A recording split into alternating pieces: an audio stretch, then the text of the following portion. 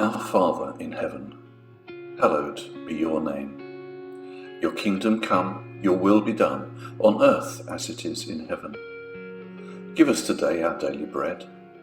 Forgive us our sins, as we forgive those who sin against us. Lead us not into temptation, but deliver us from evil.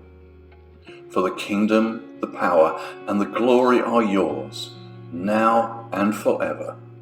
Amen.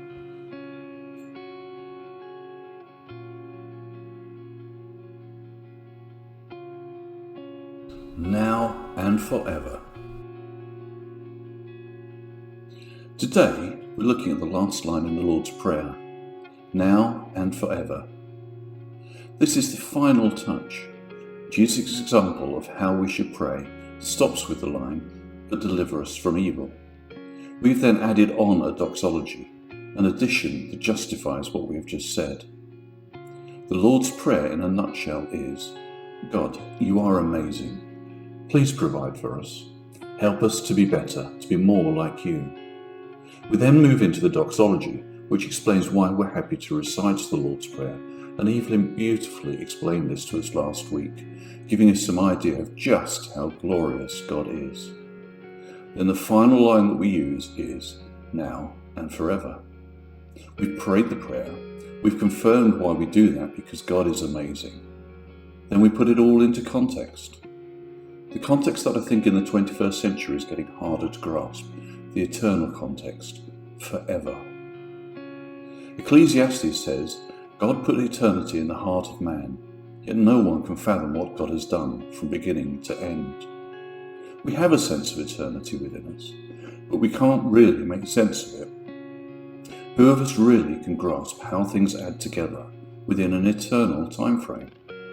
How each thing that we do or say or think, the interactions that we have with other people, how these things affect everything over eternity. Can we really see the impact of a smile to a passerby, helping someone with a heavy load, biting your tongue when you want to rant at someone? Can we really see the impact when things go wrong, when a church activity stops because of lack of volunteers, when someone trips in their faith, when disasters happen? Not on an eternal scale, we can't. We think about the impact of things for a while, but in a few years it's mostly forgotten and the world has moved on. In a week, the conversations from the previous week are often forgotten and time moves on. Certainly with 3 kids, any cleaning from the week before is totally forgotten and needs to be done again.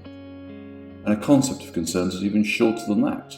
The promise I make, having scoffed a cherry bakewell, lasts no more than 2 minutes if there's another one in the packet.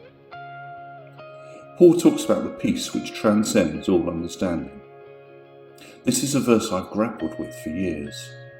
Where is this peace that Paul talks about? Am I not holy enough if I don't feel at peace? I've come to the point where I don't think that is the case. I think it's about having an eternal perspective. Why am I so worried about this issue at school or at work, or what someone said? Or why am I so worried about what I look like and what people might think if I wear that? From an eternal perspective of 70 on this planet, and then forever with God, the things we spend so much time worrying about are not that important. And it's this eternal perspective that makes everything in the Lord's Prayer so much more potent. God, you are amazing. Please provide for us. Please help us to be better. You are amazing, God, and you have always been amazing, and you always will be amazing, and you are our Father who loves us, now and forever and ever and ever. Amen.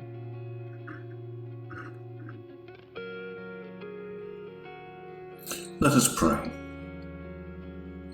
Dear Father God, in this ever-changing, mad, crazy and frantic world, thank you that for all eternity you are the same, never changing, always glorious, always almighty, always awesome, always loving, always caring, always protecting and providing. As we walk through our lives, trying to be the best we can, will you help us to see things from your perspective, from the perspective of eternity? Will you help us to be patient when things don't happen as we want them to, and the situations we have to deal with are frustrating us? Will you help us to see that we all on this planet are work in progress, and help us to love, cherish, and care for each other as we all strive to be the best we can day by day, even though we often fall? Will you help us to love our neighbour, whether they be next door or the other side of the world? Will you help us to see that everything has a season?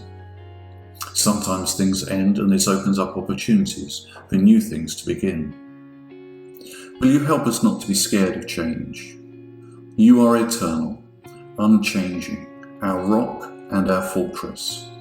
While the waves of life toss and turn and throw us from one place to another, help us to keep our eyes fixed on Jesus and to know that in all things you are there beside us. Will you help us to grasp the unfathomable majesty of our great and mighty Creator God, that we might see that if all we can do is utter your praise, then that is enough.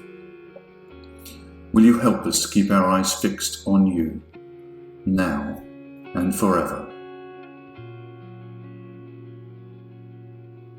Our Father in heaven, hallowed be your name. Your kingdom come, your will be done, on earth as it is in heaven. Give us today our daily bread. Forgive us our sins, as we forgive those who sin against us. Lead us not into temptation, but deliver us from evil. For the kingdom, the power, and the glory are yours, now and forever.